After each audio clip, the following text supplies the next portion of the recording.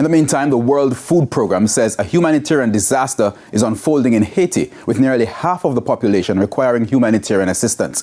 Country Director for Haiti for the World Food Programme, Jean-Martin Baugh, says food, water and medical care are in short supply. Insecurity is a huge problem. It's preventing the normal movement of people and goods within Haiti, and that's causing scarcity of food in Port-au-Prince. It's causing food prices to rise. We have evidence that food prices have risen quite a bit in Port-au-Prince already. So what we need actually is for the fighting to stop. We need security to return, and hopefully the Haiti's traders, the market women, the Madame Sarat, to do what they do best, which is feed the population. Right now, these systems are completely blocked, and they're worsening a very bad food crisis.